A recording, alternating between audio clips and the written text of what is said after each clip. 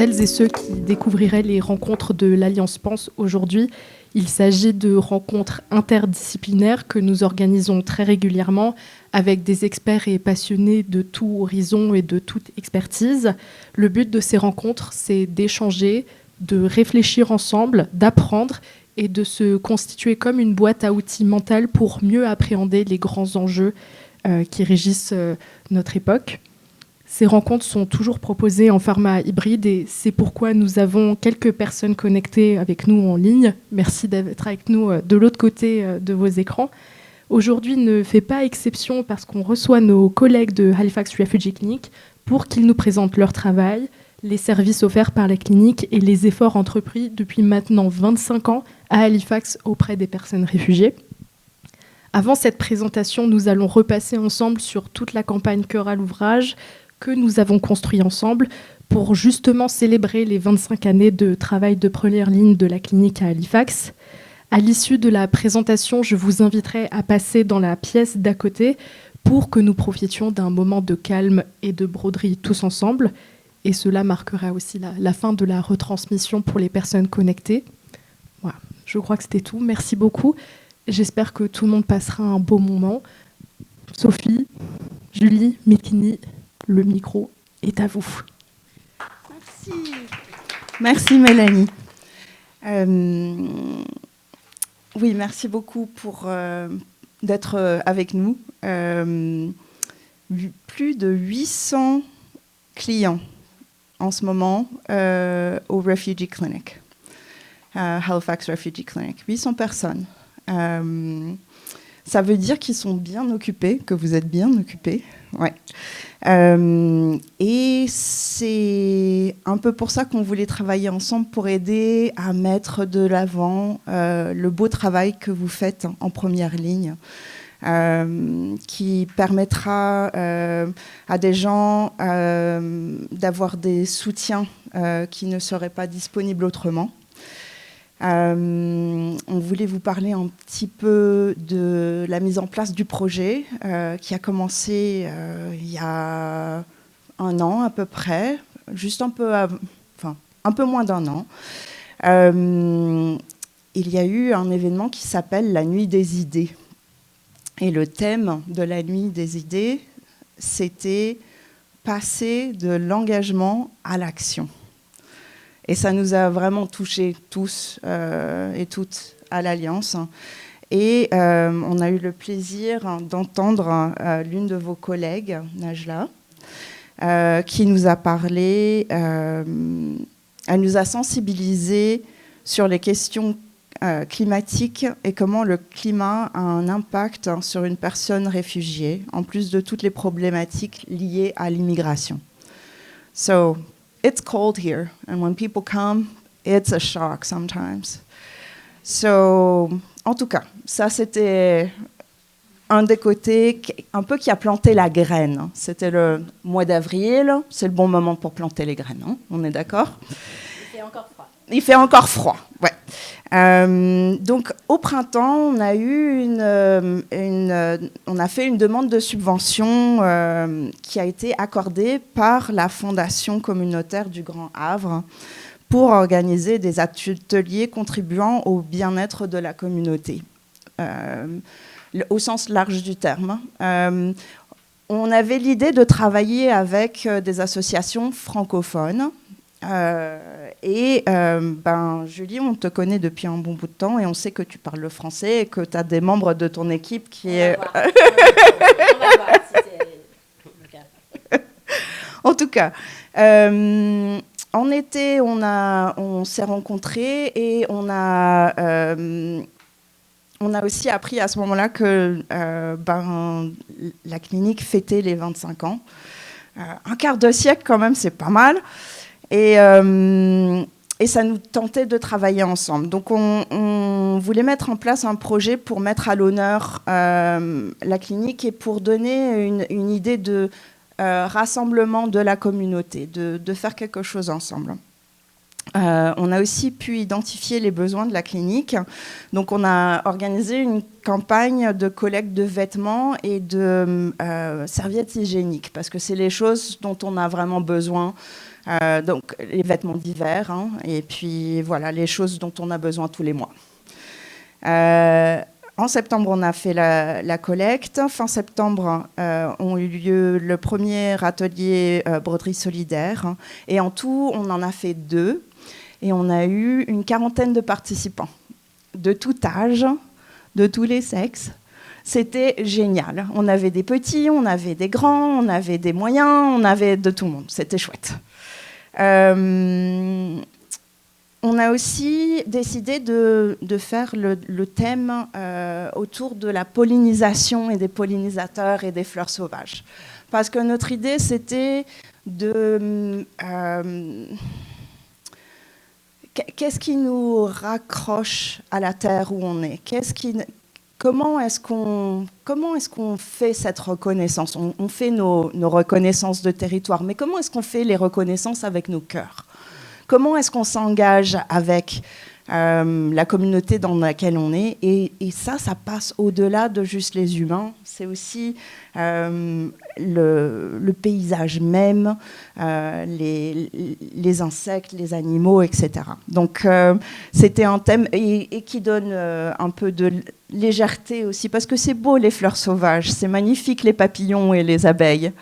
Bees and wildflowers bring joy and help us connect to the land that we're in, right? So, voilà. Donc, on a eu énormément d'aide de la part de nos grandes dames. Nos grandes dames brodeuses qui ne sont pas là aujourd'hui, mais on a des photos d'elles pour montrer tout le beau travail qu'elles ont fait. Elles nous ont inspirés. C'était super. Donc il y avait Marie-France et Beverly qui étaient les deux vraiment qui nous ont aidés beaucoup, mais il y en a eu beaucoup d'autres. Et on a pu assembler les créations brodées pour faire une grande courte pointe. Et je pense que c'est à peu près où on en est maintenant. On a l'occasion, on a fait un dévoilement de la courte pointe. Vous allez pouvoir la voir à côté si vous ne l'avez pas déjà vue. Janet, je ne sais pas, est-ce que vous l'avez vue ? Oh, j'ai hâte. Donc on aura ça et on aura la possibilité de passer un moment tranquille, calme, ensemble, où on peut atterrir dans le moment présent, cette idée de pleine conscience, mindfulness in the moment, you know, so that we can be together and do something calming for our brains and our hearts, and feel like we're a part of a community. So that's it for me. C'est tout pour moi. Je prends le micro. Je suis un peu petite, donc j'espère que je ne tombe pas du siège. Donc, bonjour à tous et à toutes. Je m'appelle Julie Chamagne, je suis la directrice de la Halifax Refugee Clinic. Parfois en français, on dit Clinique pour réfugiés d'Halifax. Je suis ici avec mon cher collègue Midkinley Desert, qui va parler un peu plus de son parcours et de son travail au sein de notre agence. Je suis vraiment très, très ravie d'être ici aujourd'hui dans le cadre de l'Alliance Pense et pour parler davantage de notre campagne, de notre travail ensemble, de notre projet solidaire. Et aussi, je vais vous parler un peu de l'historique et du travail actuel de notre organisation, la Halifax Refugee Clinic. Donc, je tenais à prendre un moment pour exprimer à quel point nous avions été honorés par ce partenariat important avec l'Alliance et, comme tu as dit, Sophie, avec le soutien de la Fondation communautaire du Grand Havre et les autres agences et partenaires francophones. C'était très important. Ces ateliers de broderie organisés et accueillis par l'Alliance ici, dans ces beaux lieux, ont été très importantes pour nous et pour nos clients. Très souvent, il faut dire que les personnes qui viennent, que nous accompagnons, portent avec elles des traumatismes, un stress immense. Et nous les référons bien sûr vers les services de santé et parfois nous sommes en mesure de payer des psychologues, des thérapeutes en santé mentale pour leurs besoins, mais vraiment pour aider à briser l'isolement social et de retrouver un sentiment d'appartenance dans un nouveau pays.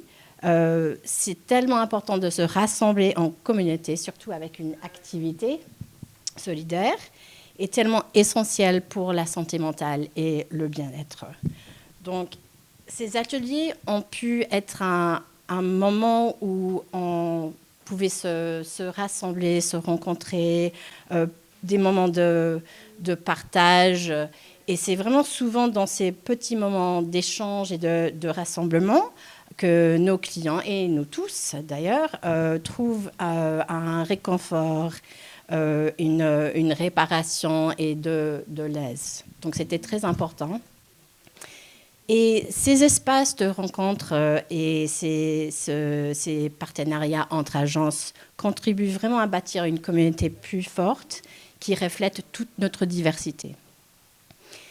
Et donc, notre agence fait partie de cette diversité culturelle et communautaire depuis maintenant, comme on le sait, 25 ans, donc un quart de siècle. Et l'Alliance, je crois, depuis... Vous êtes vieux. Vous êtes mûrs, on va dire. Ah voilà, donc c'est un jour peut-être. Donc, presque 125. 125. Presque.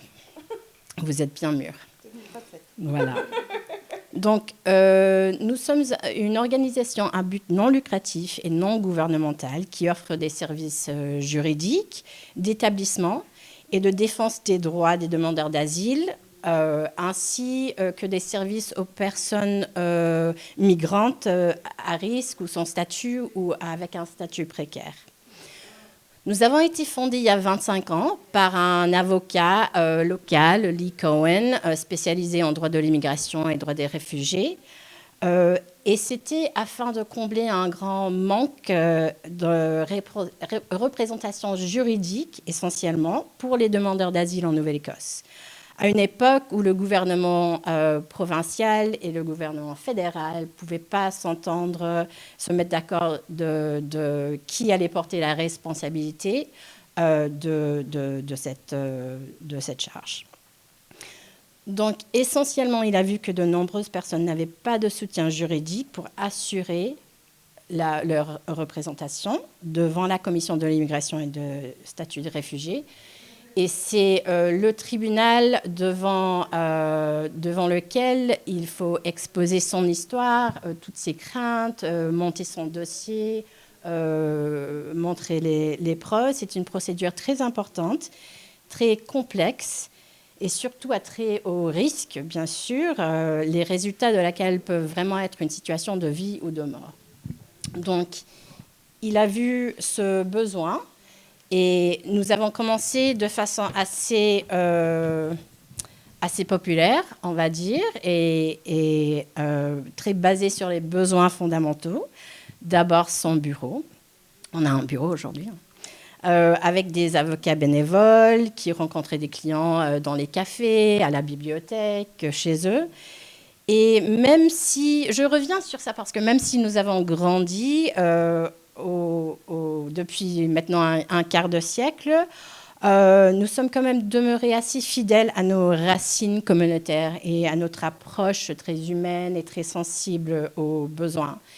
Et nous avons toujours, et nous continuons toujours de combler ces lacunes systématiques et de pousser pour une plus grande inclusion et davantage de droits pour les migrants, pour les demandeurs d'asile et pour tout le monde, essentiellement.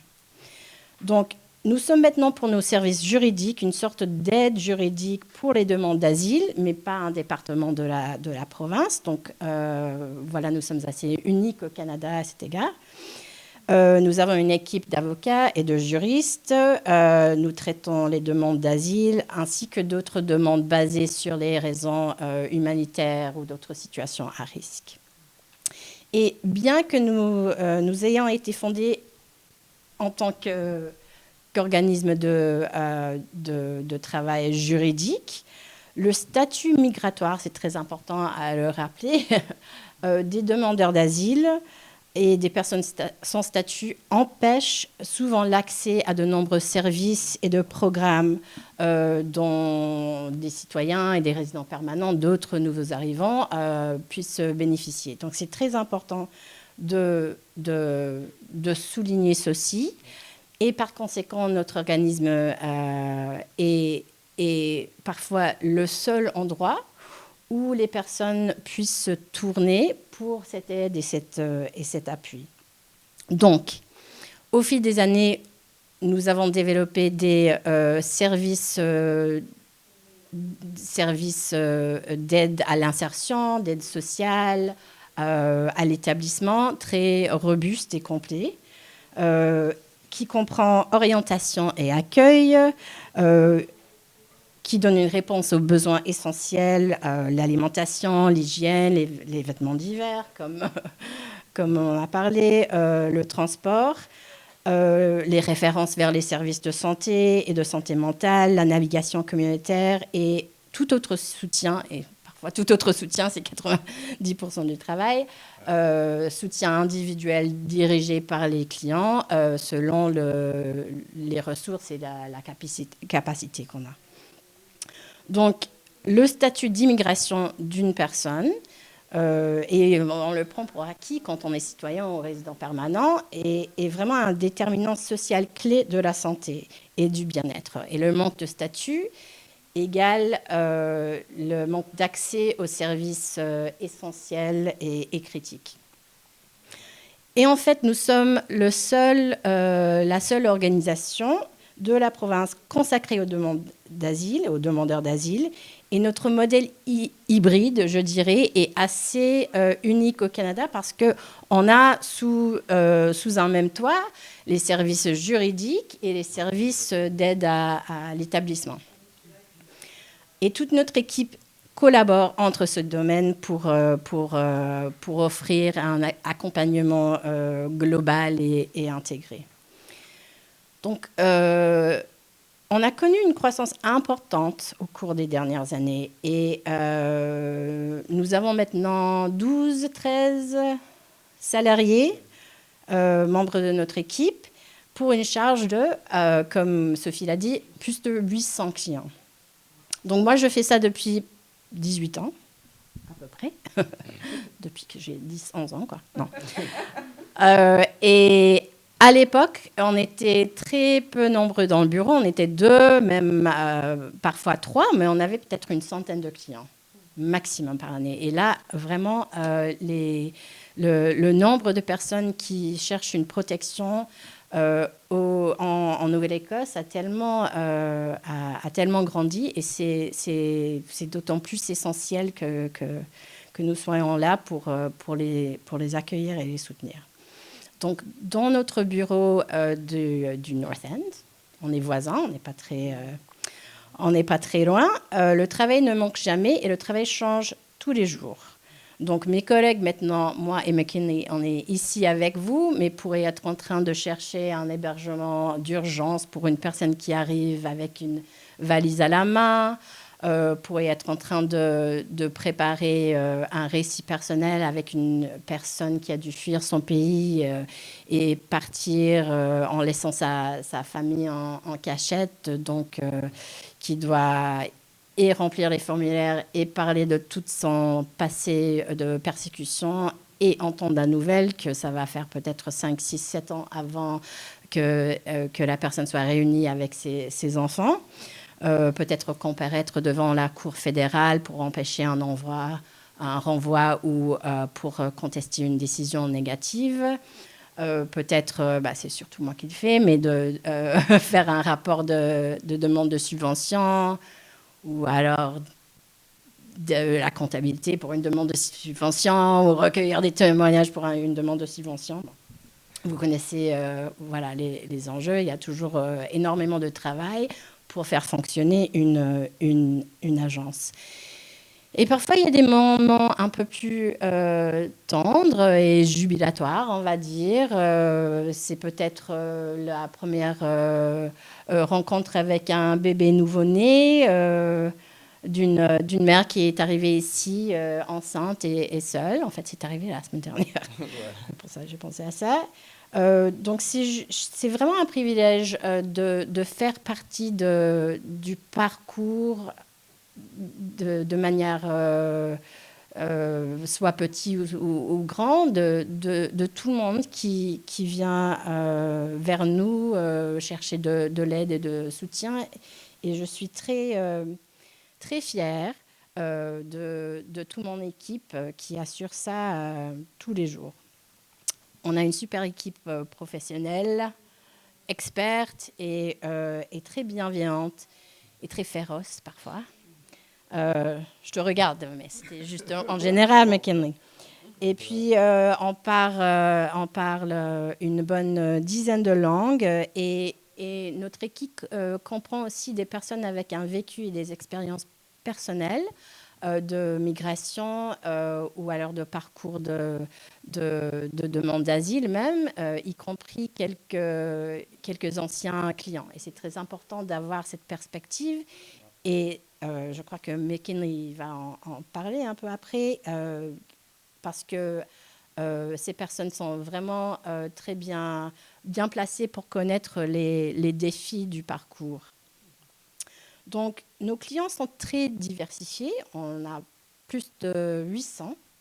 Ils viennent de différents pays partout au monde, y compris de nombreux clients issus de la francophonie mondiale, du Tchad, du Congo, Kinshasa, de l'Haïti, du Cameroun, et viennent de situations et de réalités différentes. Ils fuient la persécution en raison de la guerre, des crises humanitaires, des violations de droits de la personne. Ça peut être, par exemple, une jeune femme qui fuit un mariage forcé, un journaliste qui a exposé la corruption d'un gouvernement. Ça peut être un membre de la communauté LGBTQ+, pour lequel il est très dangereux de rester dans son pays. Un groupe ethnique persécuté dans son pays d'origine, un opposant politique d'un régime oppressif. Tous cherchent la protection et la sécurité ici et méritent vraiment d'être soutenus, de vivre dignement dans cette terre d'accueil. Donc, en ce moment, nous assistons vraiment à la montée des idéologies d'extrême droite et une montée de sentiments anti-migrants et anti-réfugiés partout dans le monde, oui, certes, mais ici au Canada aussi, il faut vraiment se le rappeler. Il est plus important que jamais que nous nous tenions ensemble et vraiment pour protéger les migrants, les demandeurs d'asile et reconnaître leurs valeurs en tant que membres essentiels de notre communauté et pas juste des autres. Donc le travail que nous avons fait ensemble dans ce contexte et dans cette campagne, dans ce partenariat, vraiment montre l'importance de la solidarité et du travail communautaire qu'on puisse tous faire ensemble. Donc, ces petits moments ensemble, pour se retrouver, pour se comprendre, pour échanger, pour apprendre, pour partager, sont essentiels pour se rapprocher à ce qui compte et de combler les fossés et de réduire les distances créées par une société et par une politique qui essaie de plus en plus de nous diviser et de nous séparer. Avant de passer la parole à mon cher collègue, je vais revenir sur ce que tu as dit, Mélanie, et Sophie aussi, par rapport à la reconnaissance territoriale. Donc, je crois que c'est très important que nous nous rappelions que nous sommes tous, les nouveaux arrivants, les citoyens, nous, les colons, des invités sur ce territoire. Et que nous devrions honorer les traités de paix et d'amitié en accueillant au sein de notre communauté toutes les personnes qui viennent y chercher refuge. Voilà, merci beaucoup. Je passe la parole à mon cher collègue McKinley. Merci. Bonsoir à tout le monde. Je reprends au nom de McKinley Désir.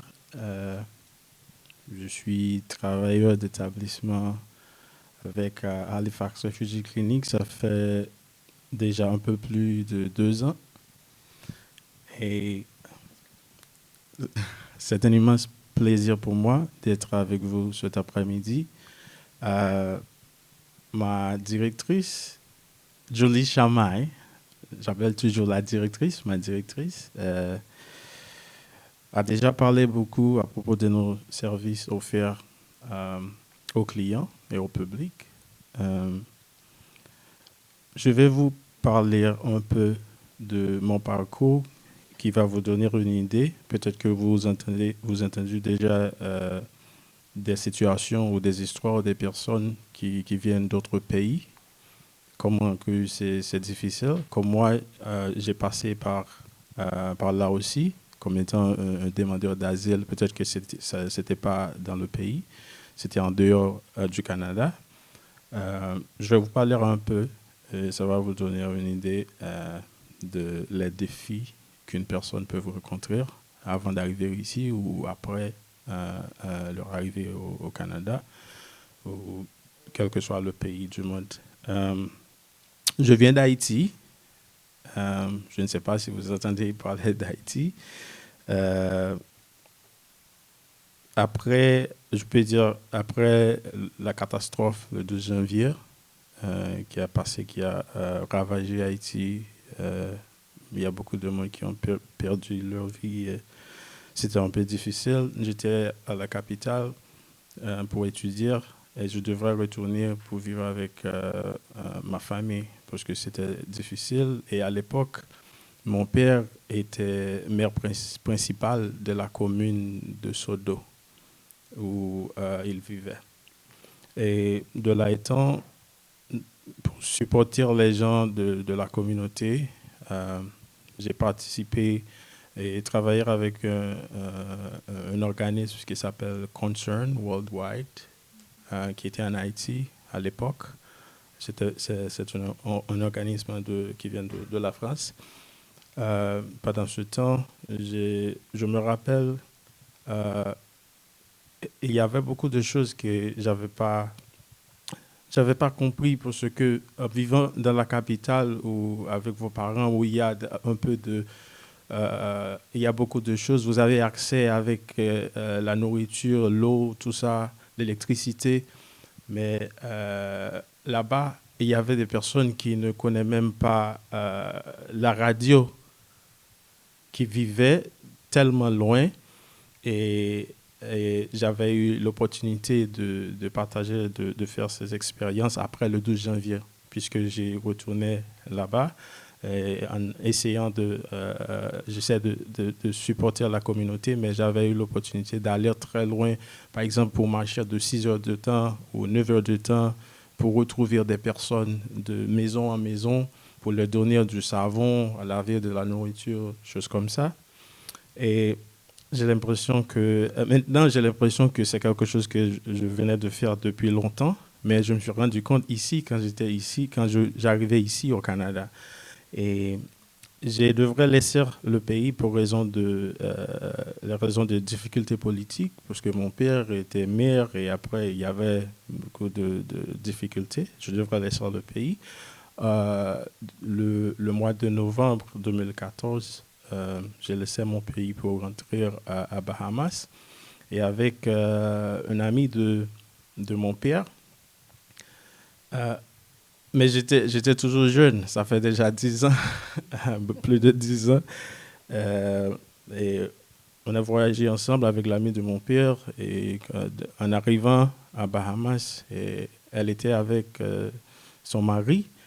Et elle m'a dit, c'était la première fois j'avais l'opportunité de voyager dans un autre pays. Parce que j'ai visité la République dominicaine, mais on a partagé la même terre et c'était un peu différent. Et en arrivant là-bas, elle m'a dit, j'avais un peu d'argent, et elle m'a dit, tu dois me donner votre argent, l'enveloppe que vous avez. Elle savait que j'avais l'enveloppe qui avait un peu d'argent, parce qu'on doit...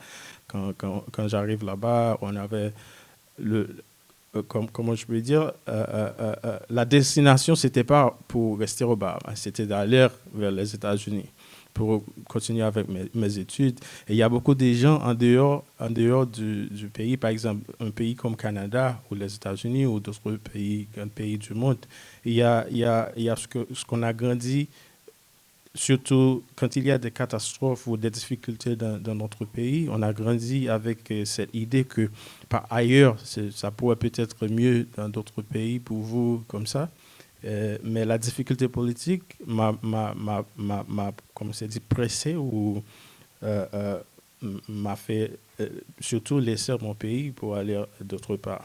Mais là-bas, on arrivait, elle a pris mon argent et la chose qui était le pire, euh, ils m'ont laissé tout seul et m'ont dit tout simplement, ah, quelqu'un va venir vous chercher et on va vous rencontrer à l'hôtel. Ils m'ont laissé, mais il y avait d'autres personnes qui étaient dans l'avion. Et ouais, je ne savais pas que faire. Et quand il y a une voiture qui vient accueillir les gens, et moi, j'ai parti avec eux, tout simplement. Et ils nous ont emmenés dans un endroit, dans une maison, et j'ai passé une journée. Le soir, après, le propriétaire de la maison, qui est le propriétaire de la ligne aérienne, qui viennent, puisque eux, ils font du business avec cette personne. Et il m'a demandé qu'est-ce que vous faites ici? Qu'est-ce que vous faites dans ma maison? Mais je suis expliqué que la dame, elle m'a dit d'aller avec les gens, de venir ici. Et après, il m'a dit mais non, je ne fais pas du business avec elle comme ça. Vous ne devez pas être là, vous devez partir. C'était très difficile en ce moment puisque je n'ai personne là-bas aux Bahamas. Je n'ai ni un ami là-bas en ce moment et je me suis dit qu'est-ce que je dois faire? J'ai appelé ma mère et on a parlé à propos de ça et tout le monde se met à pleurer et ma mère m'a dit mon fils, si ça ne marche pas, retourne chez toi. Viens, on t'attend, tout ça. Mais dans cette situation, j'ai pensé, parce que j'ai laissé mon pays pour des raisons politiques, parce que c'est difficile. Et moi, après tous les sacrifices que j'ai vus, ma mère, ma famille, mon père, tout le monde, il se met à se débrouiller pour m'aider à laisser le pays, en pensant que ça va être mieux. Et maintenant, pour retourner chez moi, c'est comme c'est comme quoi qu'on a fait les efforts pour rien. Et j'ai parlé avec ma mère et cette soirée, j'ai pleuré et je me suis dit après non, je ne vais pas retourner. Je veux continuer la route. Je dois penser avoir une idée ou penser que je dois faire dans cette situation, mais je ne veux pas retourner.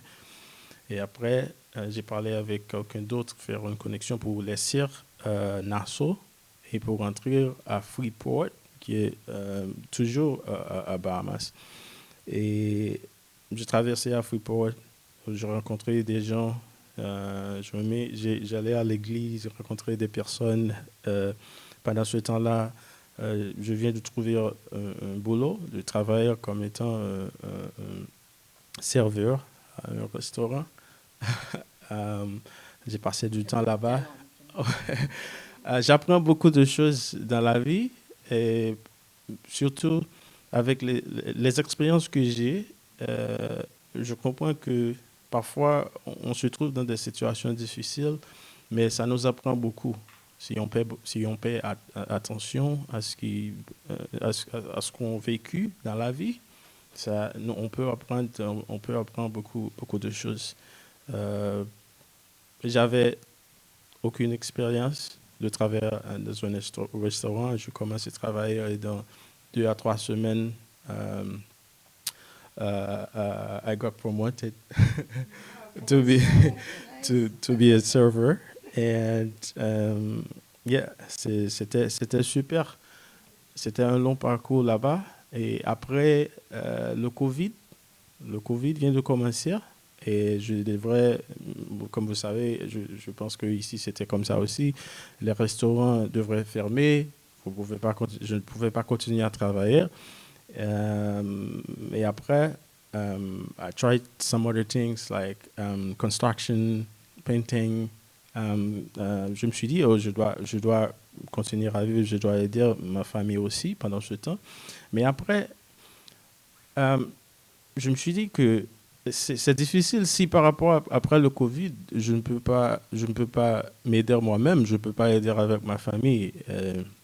Il n'y a pas un support comme il est ici. On a l'Alliance française, la clinique de réfugiés à Halifax et d'autres organismes, mais c'est beaucoup plus différent là-bas à Bahamas.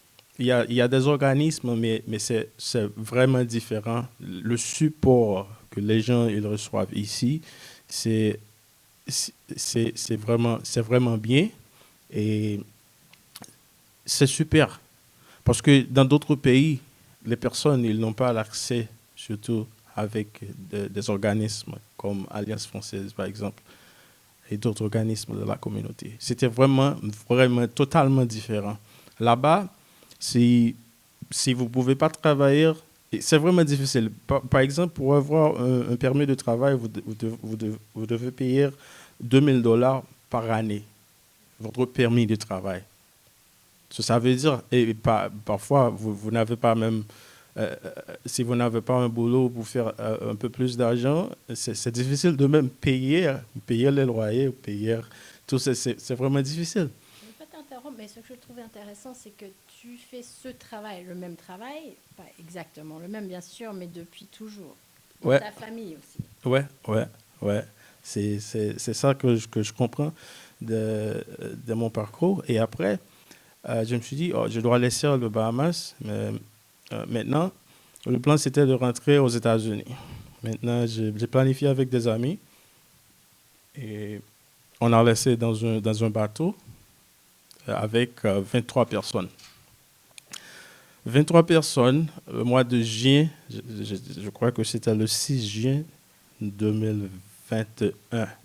On a laissé le Bahamas à 6 heures de l'après-midi pour entrer aux États-Unis. On a passé la nuit en bateau et on arrivait, on était près des États-Unis, on était près de la terre. On était en Floride, tout près de la terre. On peut voir la lumière, tout ça, mais je ne sais pas ce qui s'est passé. Et après quelques minutes, les gardes de côte, le Coast Guard, les gardes frontaliers, nous a sonné. Et maintenant, tout le monde dit que bon, c'est terminé. C'est terminé le rêve de rentrer aux États-Unis. Et because the Coast Guard, they stopped us and we didn't know what was going to happen. And ils nous ont demandé de traverser, de laisser le bateau, nous embarquer dans leur bateau. J'étais le premier à sortir du bateau et ils vous donnent un bracelet avec un numéro. J'avais le numéro 001. Et comme étant le premier personne à laisser le bateau. Et les autres disent, mais pourquoi vous ne pouvez pas expliquer ce qui s'est passé? Parce que dans cette situation, les gens, ils ont peur. They're scared to even talk, to explain what's going on and things like that. And I decided, to go out and then embarquer dans leur bateau. Et après, on a passé 6 jours sur le bateau, sur la mer. On fait le va-et-vient, le tourner à gauche, à droite. Et en étant dans le bateau, je me suis dit, mais je dois parler avec quelqu'un parce que je ne comprends pas ce qui est en train de passer parce que j'avais une destination, mais maintenant s'il y a un problème, je dois savoir. Puisque personne ne parle, personne n'explique rien, on est tout simplement dans le bateau. Et il y avait un gars tout près et je lui ai demandé est-ce que je peux parler avec quelqu'un pour expliquer ma situation puisque je ne peux pas retourner aux Bahamas et je peux pas retourner dans mon pays aussi. Et il m'a dit oh ok vous pouvez parler avec quelqu'un, donne-moi une minute. Et il a monté en haut, il redescend après et en me disant que vous allez avoir l'opportunité de parler avec quelqu'un demain qui sera un dimanche demain à 8h ou 9h, je ne me rappelle pas. Je me suis dit, OK. Le lendemain, ils m'ont appelé, à 8h30, avec un téléphone. Il y a quelqu'un à l'appel. J'étais en connexion avec le State Department, US State Department. Et ça, c'était that was an interview. I did not even know that. So, par exemple, c'était une entrevue avec le département d'État américain pour l'asile, mais je savais pas. J'avais aucune idée de ça. C'est tout simplement parce que j'ai demandé pour parler avec quelqu'un pour expliquer ma situation parce que je ne pouvais pas retourner à Bahamas et je ne voulais pas retourner aussi. Et ils m'ont posé des questions. J'ai passé 3 heures de temps, peut-être 3 heures de temps, 45 minutes ou plus, à répondre des questions. Mais à la fin, ils m'ont dit, vous ne pouvez pas rentrer aux États-Unis, mais si vous êtes accepté, on va vous emmener à Guantanamo, qui est une base militaire des États-Unis, mais sur le territoire cubain. Je me disais, ouais, si je vais avoir l'opportunité de continuer avec mes études ou de travailler, de supporter ma famille, aucun problème. Et ils m'ont dit, OK. Et on a parlé, c'était la dernière fois, après 3 heures de temps, on a parlé. Mais la dernière chose, ils m'ont dit de ne pas expliquer aux autres gens qui ont dans le même bateau. De ne pas expliquer à personne. Je dis, OK, mais j'avais d'autres personnes, j'essaie quand même d'expliquer, de les dire, parce que je comprends peut-être qu'il y a une opportunité, parce que je sais, tout le monde qui était dans ce bateau, ils ont laissé le pays parce que les choses ne vont pas bien. Il y a des personnes qui ont des pires. Il y a des mamans avec leurs bébés. Les bébés, ils pleurent tout le temps. C'est difficile. Mais personne ne me croyait, je pense. Et après, le dernier jour, ils ont emporté toutes les autres personnes en Haïti. Je regardais la terre, je peux voir les personnes en Haïti, mais ils ont retourné avec moi tout simplement.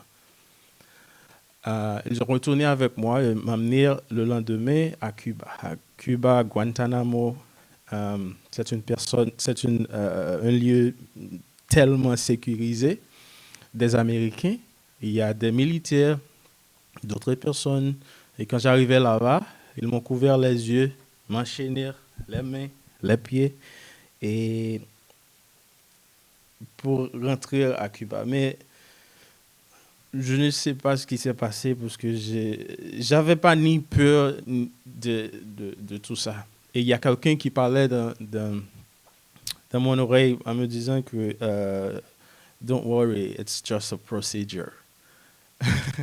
Yeah, because this can, trigger, trauma to someone. You know that you didn't do anything, and the treatment, it was difficult.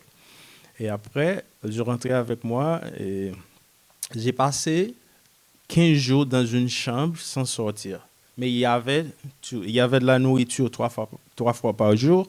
Il y avait des gardes qui travaillent, qui étaient toujours là avec moi. Ils m'ont emmené à l'hôpital, mais à chaque fois qu'on est sorti pour aller à l'hôpital, ils m'ont enchaîné et aussi me couvrir les yeux. J'ai passé 15 jours comme ça, ces 15 jours, c'est il étudie le cas. Quand une personne fait une demande d'asile, c'est la même chose, c'est le même processus ici au Canada, mais pour eux là-bas c'est différent puisque on est dans une base militaire très sécurisée. Et le pire, vous ne pouvez pas. Ces 15 jours, je n'ai ni parlé à ma famille, mes parents, j'avais pas eu l'opportunité. Puisque c'est très sécurisé, ils ne veulent pas que vous parlez, par exemple, vous parlez à propos de ce que vous voyez là-bas pour d'autres choses. J'ai passé le temps, les 15 jours, dans une chambre. Et je crois, à la fin, j'avais une autre interview avec State Department, ma deuxième entrevue avec eux. Ça a commencé de midi, de l'après-midi jusqu'à 6 heures. Et après les 15 jours, ils m'ont dit que les États-Unis, le gouvernement des États-Unis, ils ont accepté ma demande. Je vais rester là-bas pendant le processus pour s'installer dans un autre pays. Mais j'avais demandé. Ils m'ont dit les pays que the country you can go will be New Zealand, Australia, Canada, and some other countries. But as soon as the person say Canada, I said I'd love to go to Canada if it's possible.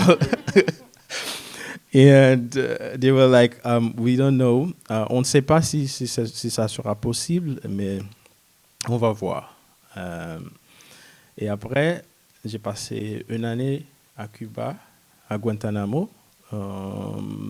Après les 6 mois, j'avais eu la réponse du gouvernement l'Immigration Canada qui ont accepté ma demande d'asile.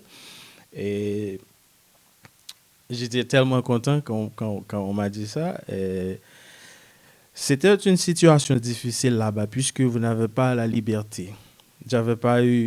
J'avais 15 minutes pour communiquer avec ma famille. Ça, c'est après les 15 jours, puisque c'est un peu différent.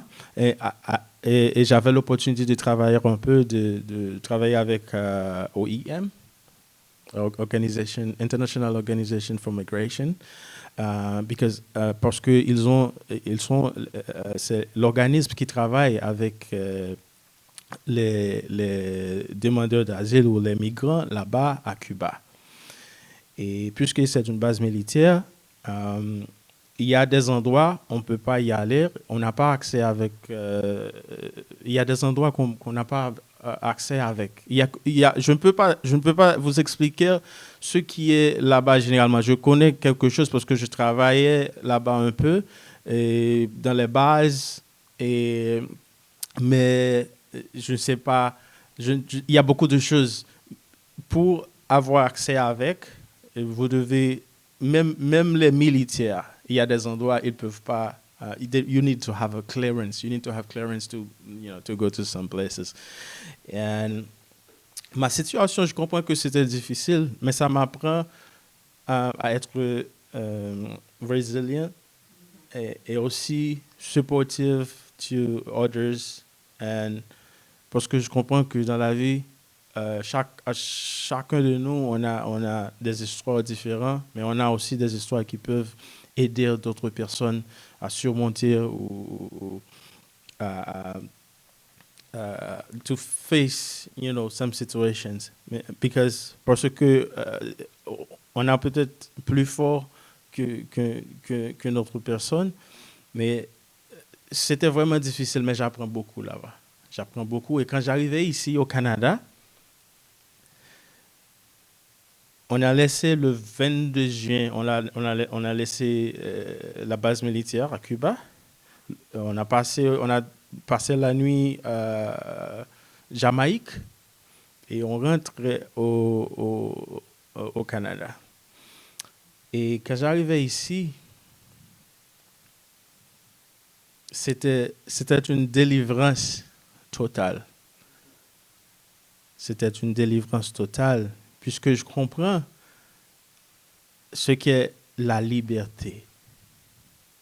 Parce que là-bas, on n'était pas totalement libre, puisqu'il y a des endroits qu'on ne peut pas accéder avec. Et il y a, par exemple, si je dois sortir pour acheter quelque chose, je dois signer à quelle heure que je sors et où, where I'm going, and when I am back, I have to sign in, and they have to search me before getting in my room. Like, it's for everyone. Mais quand j'arrivais ici, il y avait l'institution, l'organisme iSense, qui reçoit toujours les personnes sponsorisées par le gouvernement qui rentrent ici au Canada. Et they came to the airport, they welcomed us to Canada, and it was great. And j'ai passé un peu de temps avant de trouver une maison. J'ai passé un peu de temps à l'hôtel, presque 3 mois. Et je comprends le processus. Et tout ça m'aide vraiment à supporter, par exemple, dans mon travail avec Halifax Refugee Clinic, ça m'aide à mieux supporter les gens qu'on travaille avec. Parce que je comprends, j'ai vécu les situations et je comprends beaucoup mieux et beaucoup plus rapidement une personne qui vient dans un autre pays et qui cherche du soutien ici au Canada. Et ça m'aide beaucoup tous les jours dans mon travail. Et je suis vraiment content de rencontrer Halifax Refugee Clinic. Je peux dire que avant de rencontrer la clinique, je travaillais je fais la peinture des maisons pendant que j'étais à l'hôtel, avant de trouver une maison. Et je rencontrais aussi je ne me rappelle pas le nom maintenant. Je rencontrais quelqu'un à iSense. Je rencontrais quelqu'un parce que je voulais m'intégrer dans la communauté. J'essaie de visiter ou de participer à des réunions sur les business pour rencontrer des gens. Parce que c'est important, pour intégrer dans la communauté, il est important de connecter avec des personnes de la communauté, de cette communauté. Et cela, c'est très important parce que si on reste à la maison tous les jours, ce sera très difficile de connecter dans la communauté parce qu'il y a beaucoup de choses qu'on ne sait pas comme nouveaux arrivants. Parfois, les supports ils sont disponibles dans la communauté, mais puisque les informations, on n'a pas les informations, c'est difficile de nous connecter et parfois le service est surtout dans l'autre porte, mais on est là puisqu'on n'a pas communiqué, on n'a pas cherché de connecter avec les gens de la communauté, c'est difficile de savoir. Et je fais ces expériences. Et je travaillais comme étant un interprète avec Access Language Services pendant un bon bout de temps. Et après, je rencontrais la clinique. Et la première fois que j'ai parti là-bas pour interpréter pour des personnes qui viennent d'Haïti et d'autres pays. Et à mon arrivée, la première fois, c'est comme si c'était beaucoup plus facile puisque j'ai passé par là. J'ai passé par là, par cette même porte, parce que je connais un peu le processus, et c'est de la même chose ici au Canada. Mais la chance qu'ils ont, ces gens, c'est parce que dès qu'une personne arrive ici, vous avez l'opportunité de travailler, vous pouvez voyager dans le pays. Vous ne pouvez pas laisser le pays, mais vous pouvez travailler dans le pays dès que vous avez un permis de travail. Et ça, je trouve que ça aide beaucoup le côté mental des personnes. Et il y a d'autres institutions, organismes, par exemple, Alliance française, l'atelier de broderie qu'on a fait ensemble. C'est très, très, très important pour les personnes de la communauté, pour ces gens qui viennent d'autres pays, mais qui parfois, parce que dans cette situation, on a l'opportunité d'asseoir tous ensemble, de partager le moment. Et pendant ce temps-là, cette personne elle pourrait peut-être à la maison en pensant avec leur famille dans leur pays d'origine. Mais avec nous, quand on est ensemble, comme dans mon pays, la devise c'est l'union fait la force. Quand on est ensemble, on a de la force. Et on peut partager le moment. Un moment, tout simplement, parfois, on ne sait pas l'importance, mais passer des moments avec quelqu'un d'autre, ça, c'est très important. Un sourire où on a partagé notre expérience, c'est super important. Et je sais que si je continue à parler, ça va prendre toute la journée, mais c'est un plaisir pour moi d'être avec vous et j'espère que mon histoire, un peu de mon histoire, vous aide un peu à comprendre, à mieux comprendre les personnes qui viennent d'autres pays, et qui vivent dans la communauté et qui a qui peut-être vous rencontrer et on comprend et ça peut vous aider à comprendre l'importance de la collaboration et le support de l'un aux autres. L'union fait la force. Merci.